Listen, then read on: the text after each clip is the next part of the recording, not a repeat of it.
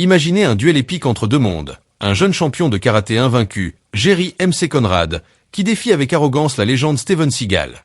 Ce qui commence comme une provocation sur un talk show se transforme en un affrontement historique dans une arène bondée. Mais au lieu d'un combat brutal, assistez à une leçon magistrale d'aïkido ou Seagal, avec une sérénité déconcertante, rediriger chaque attaque, transformant l'agression en harmonie. Le jeune prodige, frustré puis émerveillé, passe de rival à élève, et ce qui devait être une victoire se mue en une révélation philosophique sur l'art martial. Préparez-vous à être surpris par un dénouement qui redéfinit ce que signifie être un guerrier. Abonnez-vous à Vie Sociale pour ne rien manquer de nos histoires inspirantes, et aimez cette vidéo si vous avez aimé ce récit captivant. La date actuelle est le 2 octobre 2025. Lorsque Steven Seagal a été défié par un champion de karaté, l'issue était loin d'être certaine.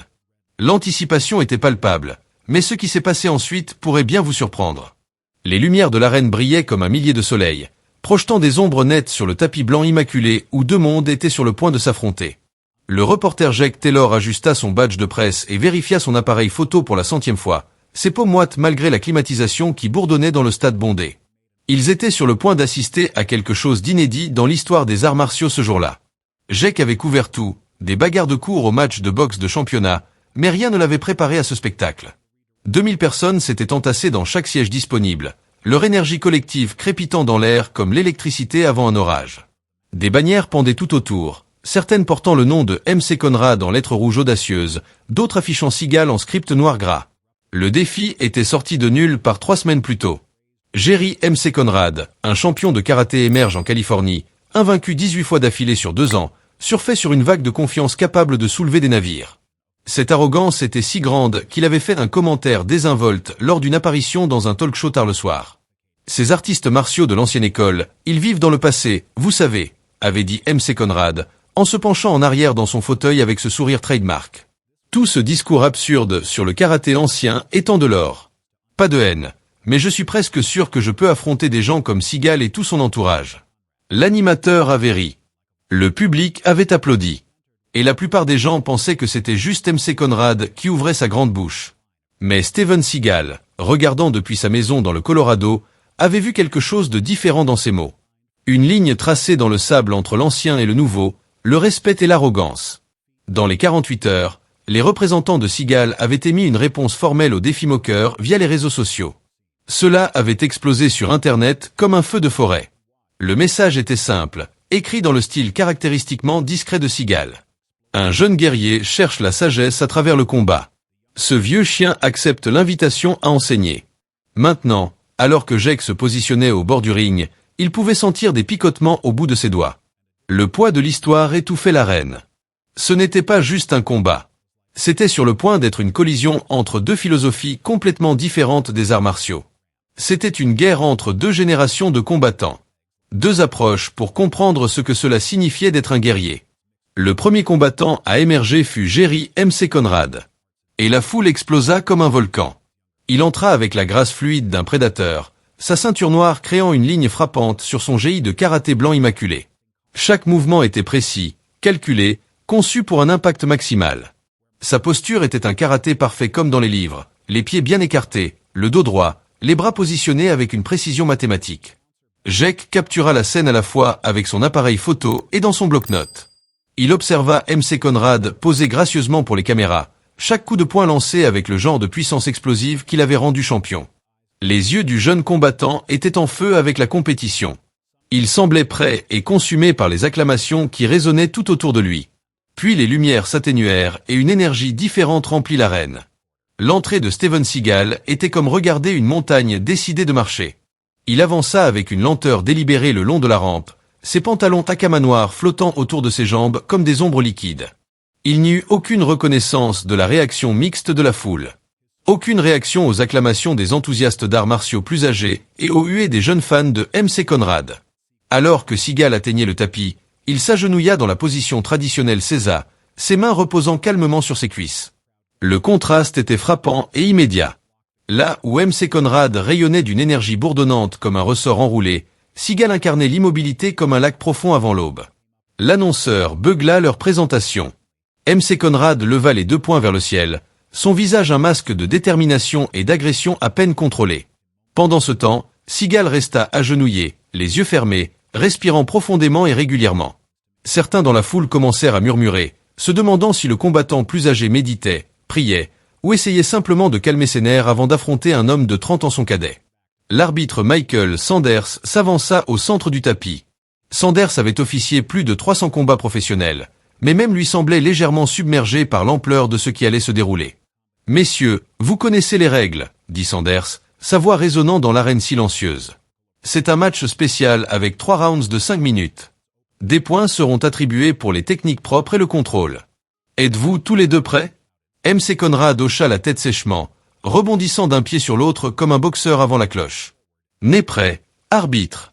Voyons ce que le vieux a dans le ventre. » Seagal ouvrit lentement les yeux et se leva de sa position agenouillée avec une grâce fluide. Quand il parla, sa voix était calme et mesurée, portant le poids de décennies d'entraînement. « Je suis prêt à partager ce que j'ai appris. Inclinez-vous devant votre adversaire et que le meilleur artiste martial gagne, » commanda Sanders. Les deux combattants s'avancèrent au centre du tapis. Au moment où leurs têtes s'inclinèrent dans un salut, Jake sentit toute l'arène retenir son souffle. À travers l'objectif de son appareil photo, il captura l'instant où deux approches philosophiques des arts martiaux entrèrent en contact. Les paumes ouvertes de MC Conrad contre celles de Seagal, la jeunesse rencontrant l'expérience. « Combattez !» cria Sanders, en s'éloignant rapidement. MC Conrad adopta une posture de karaté, pied gauche en avant et poing prêt. Sa ceinture noire brillait sous les lumières alors qu'il tournait autour, cherchant patiemment une ouverture. Seagal resta au centre du tapis, se tournant lentement pour faire face à son adversaire, mais sans faire de mouvement agressif. Sa posture était différente, les pieds à largeur d'épaule, les genoux légèrement pliés, les bras détendus le long du corps. Pour l'observateur occasionnel, il semblait presque sans défense, mais tout le monde savait qu'il était trop vétéran pour adopter une stratégie boiteuse. « Allez, vieux !» appela MC Conrad, en tournant autour de Seagal, les bras tendus et attendant une opportunité de frapper. « Montre-moi cette sagesse ancienne dont tout le monde parle. » La foule commença à s'agiter alors que la première minute s'écoulait sans contact significatif. MC Conrad continua à tourner, lançant occasionnellement des techniques de test. Il lança d'abord un coup de pied avant que Seagal esquiva avec un mouvement minimal, puis un JAB tranchant que le combattant plus âgé dévia avec ce qui ressemblait à un doux effleurement de la main. « C'est fascinant », murmura Jake dans son enregistreur. MC Conrad essaie d'engager avec des techniques de karaté traditionnelles, mais Seagal répond avec des principes purs d'aïkido, en redirigeant au lieu de contrer la force par la force. La frustration de MC Conrad commença à se manifester. Son cercle devint plus agressif, ses techniques plus engagées. Il lança un puissant coup de pied avant visant le milieu du corps de Seagal, le genre de technique qui avait fait tomber des adversaires dans des compétitions autour du monde. Ce qui se passa ensuite fit halter la foule collectivement.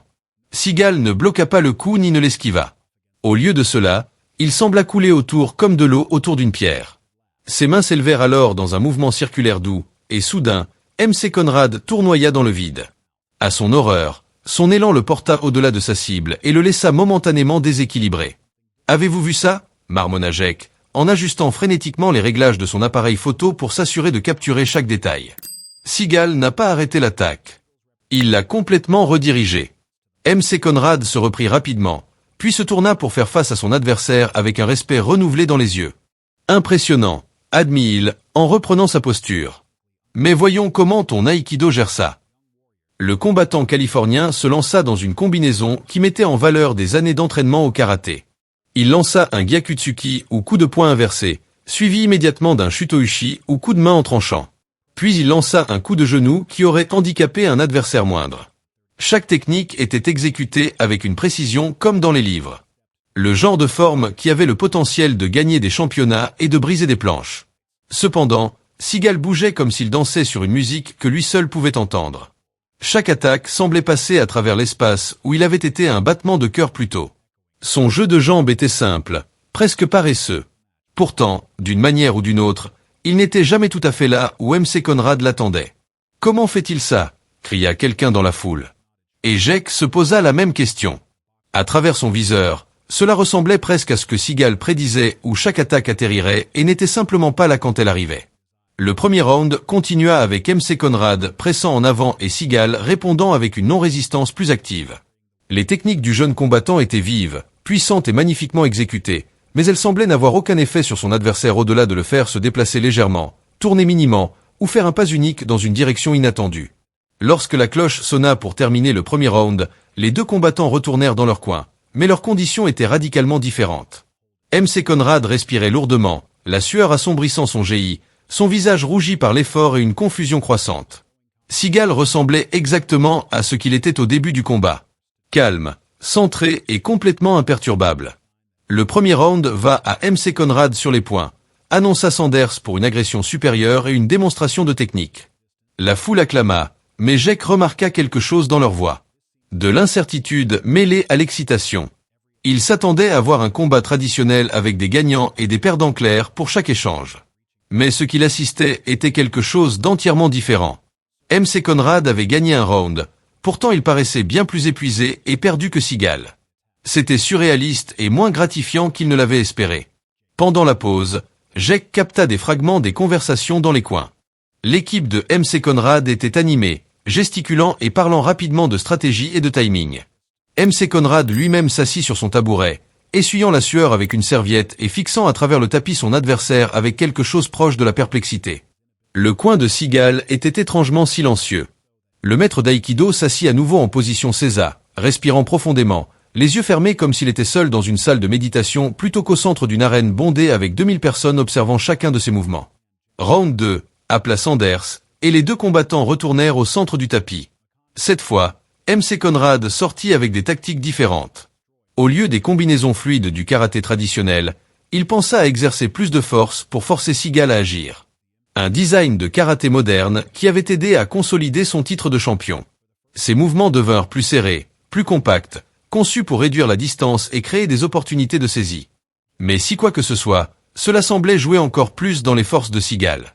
Chaque tentative de réduire la distance, chaque mouvement fait était rencontré par des mouvements subtils qui le laissaient attraper des ombres. Le jeune combattant s'engageait dans une technique, certain d'avoir trouvé une ouverture, pour découvrir que Seagal avait bougé juste assez pour rendre l'attaque inefficace. « C'est incroyable », dit Jake dans son enregistreur, essayant de comprendre ce qu'il assistait. C'est comme regarder quelqu'un essayer de combattre de la fumée. Chaque fois que MC Conrad pense avoir piégé Seagal, il n'est plus là. À mi-chemin du deuxième round, quelque chose changea dans la dynamique. MC Conrad devint de plus en plus frustré par son incapacité à faire un contact significatif. À tel point qu'il surengagea dans un coup de pied arrière tournant qui aurait été dévastateur s'il avait touché. Alors qu'il pivotait, Seagal bougea enfin avec une légère vitesse, avançant légèrement et posant une main doucement sur l'épaule de MC Conrad. Le résultat fut immédiat et choquant. Le puissant coup de pied de MC Conrad devint une chute maladroite. Son équilibre fut détruit par ce que beaucoup de spectateurs perçurent comme le plus doux des touchés. Le combattant toucha le tapis durement, roulant pour absorber l'impact. Mais quand il se releva, son expression avait complètement changé. Pour la première fois depuis le début du combat, Jerry MC Conrad paraissait incertain. « Comment ?» demanda-t-il.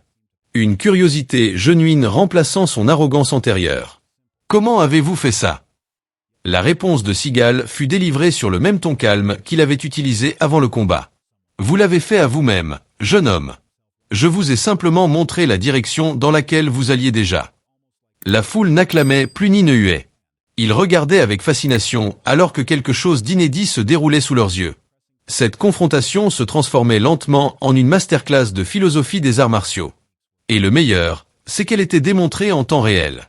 Le reste du deuxième round continua sur la même veine avec MC Conrad devenant de plus en plus conservateur dans ses attaques et Seagal restant centré et réactif. Au moment où la cloche sonna, l'arène était tombée dans un silence presque étrange. Alors que les combattants retournèrent dans leur coin, Jake réalisa que ce qu'il assistait n'était pas vraiment un combat au sens traditionnel. C'était quelque chose de plus proche d'une démonstration d'enseignement avec Seagal en professeur et MC Conrad en élève de plus en plus volontaire. Le troisième round commença avec MC Conrad s'approchant du centre du tapis différemment. Sa posture était toujours parfaite, sa technique toujours vive, mais il y avait une nouvelle qualité dans son mouvement.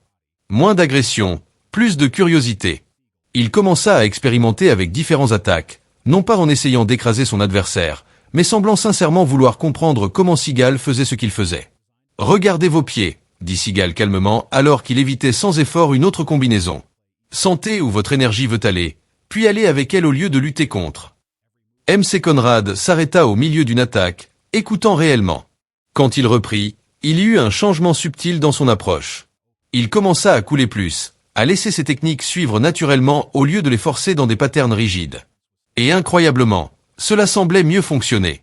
Bien qu'il ne puisse toujours pas porter un coup solide à Seagal, ses attaques commencèrent à paraître plus gracieuses, plus efficaces.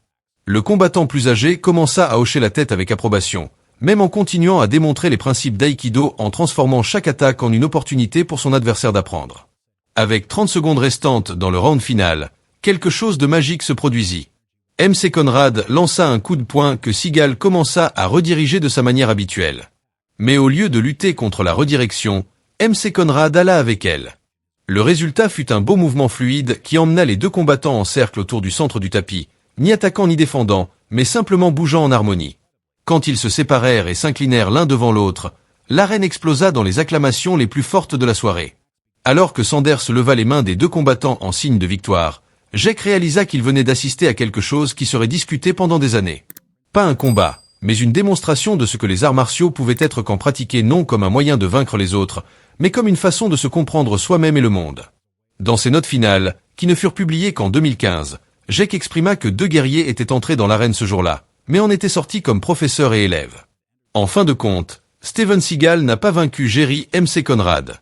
Il lui a montré une autre façon de gagner. Qu'en pensez-vous? Dans un match équitable entre Seagal et MC Conrad, qui gagnerait? Laissez une réponse dans les commentaires ci-dessous. Merci d'avoir regardé et à bientôt dans notre prochaine.